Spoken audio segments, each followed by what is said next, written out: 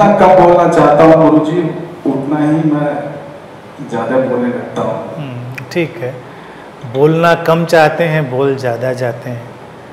इसका रेमेडी और उपाय यही है कि अपने ये पहले तो प्रयास छोड़ दें कि हमको कम बोलना है या ज़्यादा बोलना है।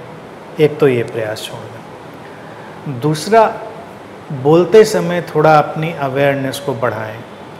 अपने, जैसे कि बोलते समय आप हमेशा जिससे बोल रहे होते हैं उस पर फोकस ज़्यादा होते हैं, तो अपने ऊपर भी फोकस्ड हों। थोड़ा डबल एरोड, जैसे तीर का सिरा दोनों तरफ लाएं, तो अपने अंदर भी थोड़ा अवेयर बने, जागें। बोलें, कोई प्रॉब्लम नहीं, लेकिन थोड़ा सचेतन हो जाएं उस सारे बोलने पे। अपने आप वो रेगुलेट होगा, अपने आप वो रेगुलेट हो जाएगा। ये सब जो देखिए आइडियल और टारगेट होते हैं ना, कि मुझे कम बोलना चाहिए, ज़्यादा बोलना चाहिए, यही इंसान को उलझा देते हैं। कभी कभी फेज होता है, गुजर जाता है, उस फेज से परेशान होने की बात नहीं। और कम बोलना और ज़्यादा बोलने का टाइप होता है, टाइप होता है। कोई कोई बोलने वाले मटेरियल के ही बने होते हैं, लोग बोलते हैं। कुछ लोग बहुत कम बोलने वाले मटेरियल के बने होते हैं, बहुत कम बोलते हैं। तो इसमें कोई अड़चन नहीं है। देखिए, बस इतना अपने अंदर डालें कि अपनी बात से किसी को आहत ना करें, जानबूझकर अपनी बात से किसी को परेशान ना करें। और जब ये बात आ गई है दिमाग में कि कम बोलना है, तो इसका अर्थ है कि आपका जो माइंड है, यानी जो आपके अंदर कोई एक समझने वाला इंस्ट्रूमेंट है, वो इतना तो जान चुका है कि जो बात लंबे में कही जा रही वो कम में कही जा सकती है। इसका ये मतलब नहीं कि कम और ज़्यादा बोलना। जैसे कोई लेखक ही हो, 100 पन्ने लिखे, और अगर वो समझदार लेखक है तो उसको तुरंत समझ में आ जाता है कि जो 100 पन्ने मैंने फैलाया है, इसको 20 पन्नों में भी समेटा जा सकता था, और वो ज़्यादा सार्थक होता। 100 पन्ने, 20 पन्ने। मैंने तो बहुत पढ़ा है, और तमाम किताबें पढ़ते पढ़ते मैं इतना थक गया, और अब इसलिए बहुत कम पढ़ना हो गया। मैं देखता था कि लंबी लंबी मोटी मोटी किताबें पढ़ी, और उसमें जो पढ़ने लायक, समझने लायक जो सार निकलता था, वो 10-12 पेज से ज़्यादा का नहीं होता था। बाकी सब कहानी है। मुझे बड़ी हैरानी होती थी, इतने पन्ने रंगने की ज़रूरत क्या है। तो अब अगर आपके अंदर ये बात आ गई है कि कम बोलना चाहिए, तो ये आपके ही अंदर आई है ना। बहुत लोगों के अंदर नहीं भी आती है, क्योंकि अभी उनको वो अवेयरनेस भी नहीं आई है कि जो हम ज़्यादा बोल रहे हैं वो बेकार भी हो सकता है। तो वो तो वैसे ही जिएंगे। आपके अंदर भी एक्स्ट्रा चीज़ जुड़ी है कि कम बोल सकते हैं। चाहिए नहीं, चाहिए डालेंगे तो ये नैतिक प्रश्न बन जाता है, और हमेशा व्यक्ति नैतिक प्रश्नों के दबाव में परेशान होता है। तकनीकी प्रश्न बनाए उनको, जैसे इनको मैं तकनीकी प्रश्न कहूँगी। हम बॉडी माइंड इंस्ट्रूमेंट हैं, ये मशीन है, समझे, ये मशीन है। बोलना भी एक मशीन का ही रिफ्लेक्शन है, या उसका अभिव्यक्ति है।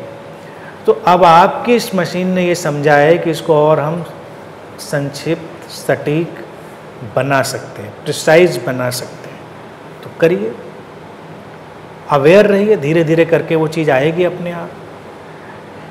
आप कविताएं भी अच्छी लिखते हैं, लेकिन कई कवियों को मैं जानता रहा हूँ, मेरे संपर्क में रहे हैं, अगर वो कम लिखते तो शायद जीवन में कुछ बहुत अच्छा और सार्थक लिखते, जिसको लोग आने वाले वक्त तक पढ़ते रहते। लेकिन वो अपने लिखने से इतने ऑब्सेस्ड हो गए कि उनको लगता था हर चीज़ पे लिखना है, हर जगह लिखना है।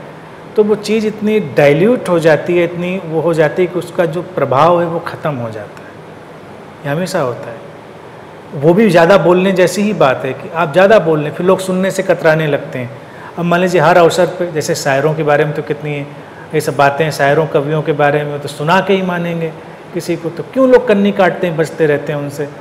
क्योंकि भाई उनको सुनाने का इतना, अब कुछ अच्छा सार्थक, कितना प्रभावशाली आप सुनाएं तो लोग सुनने के लिए रुकेंगे भी। तो क्या हमको उस मोमेंट का इंतज़ार नहीं करना चाहिए कि जब हम बोलें तो लोग ठहर कर सुने, मुड़ जाएं, या हमको लोगों को पकड़ पकड़ कर, खींच खींच कर सुनाना चाहिए? नेताओं की तो रैलियां ऐसे ही होती हैं ना, बसों में भर भर के लोग आते हैं, आलू पूड़ी और जो भी उनको चाट पकौड़ी खाने को दी जाती है उस समय, उसके नाम पर वो बसें और सब भर के लाए जाते हैं। नेता लोग मंच पर आकर बोलते हैं, कभी कभी देखता हूँ वो भी कमाल का एक चमत्कार है, मतलब ऐसा चमत्कार वो भी दैवी है कि वो मंच पर खड़ा होकर पूरे जोश में, उत्तेजना में और बड़ी मतलब इंटेंसिटी से बोल रहा होता है और सुनने वाला कोई सुन नहीं रहा।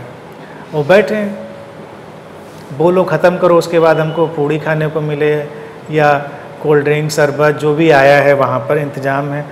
और उनको मान लीजिए नारे वाले अलग होते हैं कि जय जयकार लगाना, जिंदाबाद लगाना, ताली, उनको 100-100 रुपये अलग से दिए गए होते हैं, जो भी जिसकी क्षमता होती है, तो वो अपने काम में लगे। अब बोलने वाला नेता कितना मुग्ध है कि वो तो सोचता है कि हम क्या बोल डाल रहे हैं, इस पे तालियां पीटी, फिर वो और जोर से बोलता है। और आयोजन भी उसी ने कराया है, उसको भी पता है कि पेमेंट हम ही ने किया है, ये सब लोग उसी पेमेंट से आए हैं, फिर भी उसको इतना जोश आता है, तो कितना बड़ा चमत्कार है। मैं समझता हूँ कि इन सब में क्या रखा है, जब कभी कोई ऐसे बोले कि लोग इस ढंग से ना आए, लोग बस खींच आए अपने आप सुनने के लिए, तो वो बोलना सार्थक हुआ। तो इस बात को ध्यान रखें, और अपना सबका स्ट्रक्चर और फाइबर होता है, उसकी कोई प्रॉब्लम नहीं है। आपका अगर थोड़ा टेम्परामेंट तेज़ी का है या वैसा है तो उसको स्वीकार कर लीजिए। लोग अलग अलग प्रकृति के होते हैं, ज़्यादा बड़ी बात नहीं, बस एक सारभूत बात अपने को रोज़ सुबह शाम या 24/7 स्मरण दिलाएं कि मुझे जानबूझकर किसी को आहत नहीं करना है, चोट नहीं पहुंचानी, बस बात खत्म। ये कम बोलें ज़्यादा बोलें क्या फ़र्क पड़ता है।